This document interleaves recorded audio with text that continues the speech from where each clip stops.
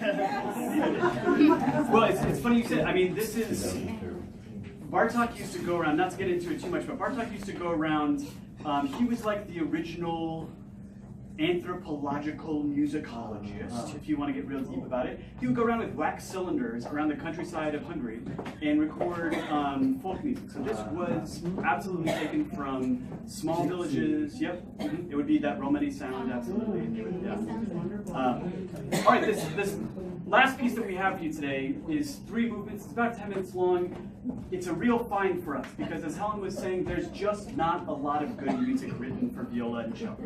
And we like playing together, and so we're trying to fix that. And before I talk too much about this piece, I want to just mention it's called American Haiku. And if you'll indulge me for a second, do we all know what a haiku is? Yes. I assume so. 5 syllables, 7 syllables, 5 syllables. It's a form of poetry, right? I'm going to read for you some haikus for just a second.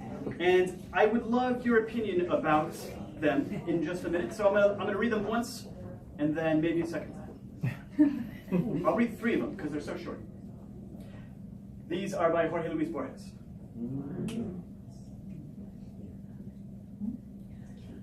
El hombre ha muerto, la barba no lo sabe, crecen las uñas.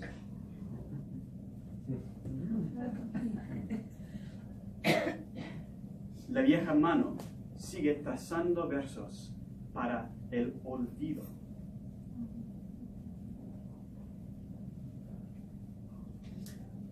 Bajo la luna, la sombra que se alarga es una sola.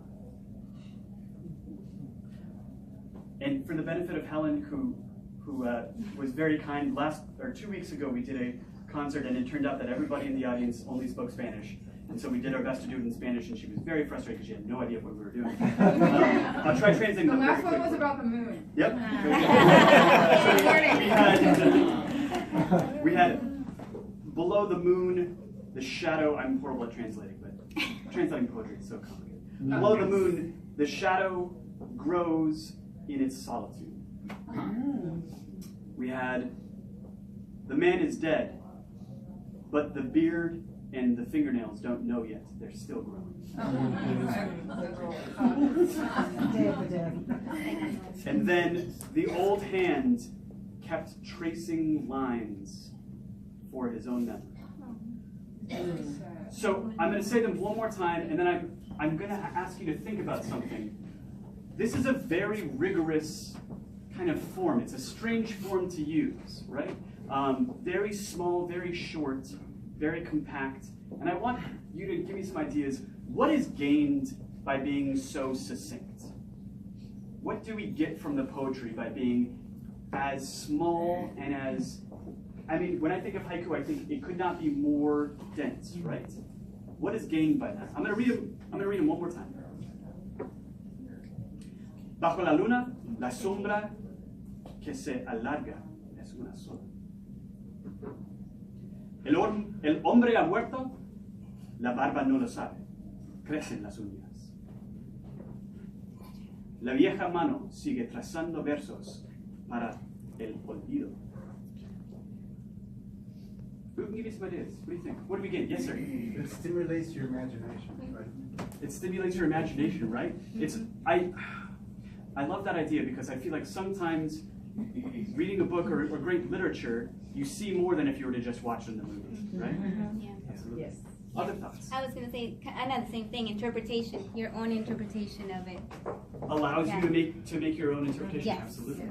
Very much so, right? You don't get pigeonholed into what the artist or what the wants you to see, yes? It's brief, but it leads you forward, as these other 2 folks said, to continue the thought as you feel it, as you know it. But it's so visual. I mean, it's like right there. The words are just so visual. Yeah. So I think I tread a fine line here because the composer is alive, and you could go ask him, and he could. Paul Yanko is American-born, Japanese heritage. Lives in Brooklyn, I think grew up around the New York area. But very much connects with both sides of his heritage. He very much connects with Japanese music, Japanese culture, and has a great love for what's fun about being American. And what I really love, and what Helen and I both love about this piece, is